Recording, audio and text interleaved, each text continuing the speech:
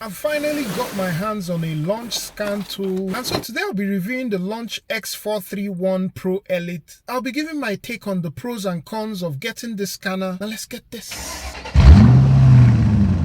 For full disclosure, I received this as a free review sample, but neither Launch nor the authorized distributor that sent this has seen this video or had any input on the content. In the box, we have some documentation, the manual, quick start guide, and the activation card, as well as a packing list. Moving over to this second compartment in the box, and we have the OBD2 cable. You also get a USB Type A to Type C cable. There's the charging brick and US, UK, and Eurozone style wall socket adapters. And lastly, we have the scan tool itself, which feels hefty and solid. Build quality really feels top notch. At the top, we have the USB Type A port for connecting to accessories, Type C port for charging the device, serial port for connecting to the car, and the power button. On the right is an 8 megapixel camera and a flash, speakers, and the kickstand. And here's everything that comes in the box with the X431 Pro Elite. In terms of specs, this is what you get. Feel free to pause the video if you want to go through all the details, but the few I'll mention is that this is an 8-inch display, supports newer protocols like the cont'd and the Diagnostics over Internet protocol. This sports a 6000 mAh battery. Moving over to the car for some demo, I should state that this is an all-system scanner as you would expect. It supports bidirectional testing, does ECU coding as well as adaptations, and as I'll be showing shortly, this is a one-stop shop solution for automotive repair given its modular design. I'll leave these first three tabs because that's where I want to end up. Remote diagnosis is for providing remote support to troubleshoot issues. TPMS is where you connect to Launch's in-house TPMS accessory or the TS gun. This can be used to activate and program TPMS sensors. Software updates is for doing updates for the software. You can also purchase a subscription from here, but more on that later. Diagnostic history is for all the previous scan reports. Feedback is for providing feedback back to Launch. They've also designed it in such a way that you can attach a particular diagnostic session that you want to provide feedback on, and that's nice. ADAS is for calibration of advanced driver assistance systems like 360-degree or lane watch cameras and so on. Just to note that you will have to purchase ADAS equipment from Launch, and if you know anything about ADAS, those equipment cost a lot. MOL is for renewing your software subscription, and you can also purchase additional software for some rare cars. These are mostly Chinese brands. Info Center has operation tips, which essentially provides a guide to some of the procedures by car brand. Not all procedures are listed, but for example, if I go under Honda, this shows the procedure for doing the idle speed relearn for an electronic throttle body using the X431 Pro Elite. DTC Help covers some unique codes for some car brands like Chrysler and so on. Technology Handbook shows some circuit diagrams for some cars. The coverage is not extensive. For example, under Acura, we're able to find some schematics for the 2004 Acura TL. I didn't find any other models listed. User info has a lot to do about setting up the scanner, things like activation of the scan tool. Also, if I go under device management, you're able to set up a different account. For example, if you're a shop and you have several technicians and you want those accounts to be different from your account as the owner, that's something you can do here. Other modules speaks to the modular nature of this tool. You can expand functionality of this tool by adding additional Launch accessories under this toolbox tab. Add an oscilloscope, a sensor box, which is something that Launch has designed to help troubleshoot sensor faults. You can add the X-Prog, which is an immobilizer device for advanced cars like BMW and Mercedes. You can also add a battery tester, a scope, and this other key programming device. Service functions are the usual that you would expect. The literature states 37, but I've counted 32. Maybe some will get added in future updates. This covers suspension calibration, brake and coolant bleeding, gear learning, and so on. And as I would always say, everything here is not going to be supported on every car because it depends on what the manufacturer has built into your car. For example, my 2017 Honda Accord EX does not have an EGR, so that already tells you that EGR adaptation is not going to work on this car. Local diagnose is for choosing cars manually, so I won't spend much time there. Intelligent diagnosis does the automatic selection via VIN decoding. Diagnostic and quick access access are basically the same thing. I didn't see any differences between the two. System scan is a topology scan of sorts without the graphical elements or the relationships. It just tells you whether a particular system is equipped or not. Health report is what you can use for the all system scan. This was pretty fast on this scanner as it completed it in under 2 minutes. Under system selection, you can select the individual modules in the car. For example, if I go under PCM, something I wanted to demonstrate on the Livedata, which Launch calls data stream, is that you can display a maximum of 8 individual graphs at any one time on the screen. And if you actually want to combine these graphs into one, you can only combine a maximum of 4 PIDs. As mentioned, this is a bidirectional scan tool, and I've been able to do a couple of bidirectional tests like turning on the fuel pump, actuating door locks, and so on. I haven't yet gone through all these bidirectional tests listed for Honda, but that's something I'm going to be doing in the coming weeks. But so far so good. Now, having spent some time with this tool, here are a few things that I don't like about the tool. The first, which isn't a deal breaker but something I thought to mention, is the length of the OBD2 cord. So far this is the shortest that I've seen, and don't get me wrong, this will definitely get the job done, but this was something I quickly noticed right away because I usually place scanners on the passenger seat while doing reviews, but the length of this cord couldn't get there, and so I had to shoot this video on the center console. Not a big issue if that's a priority to you. There are some OBD2 cable extenders that you can get. My second gripe on this tool is the layout of the software. There's quite some degree of duplication in the way that the software is laid out, and I believe there are some opportunities for optimization in my opinion. For example, this TPMS tab requires a launch accessory, and so it feels to me that it would have been best to bundle it under the other modules tab, where you find the other modules which this scanner supports but doesn't come included in the box. Also, I found no difference between the quick access and the diagnose under the intelligent diagnosis tab, so minor things like this can be a bit confusing. Again, these are not deal breakers, but something I thought to flag, especially if you're coming from using an Autel or an X tool. You may have a little bit of a learning curve, which to be honest, I've gotten used to it over the couple of weeks that I've had this. Now to the things that I really like about this tool. It really feels solid in the hand. Screen resolution is good. The 6000 milliamp hour battery is impressive. I've actually had to only charge this once since getting it. Also, another plus is that it charges off the vehicle battery once connected, so you won't have that ugly experience where you're unable to scan a car because the battery of your scan tool is dead. For me, the biggest thing that this tool has going for it is its modular design with potential support for ADAS, oscilloscope, advanced key programming accessories, and more. This feels like the ideal complete tool for a shop or for someone who is into advanced DIY. Also, another cherry on top is that it comes with 2 years of free updates, and after that, the authorized dealer who I got this scanner from mentioned that the cost of renewing your subscription is $189, which is far less than the $499 quoted on the renewal page of the scan tool. You just need to contact them off the Amazon page. This tool is a worthy contender in the under $700 category, and that $189 in renewal fees for all that you get in this tool is very attractive. I'll leave a time-limited discount coupon for the scanner down below in case you want to check it out, as well as details on how to take advantage of the discounted license renewal. Do let me know if you want to see more videos on the X431 Pro Elite scanner. Hope this has been helpful. Do like, share, subscribe, and turn on notifications if it has, and I'll catch you on the next one. Peace!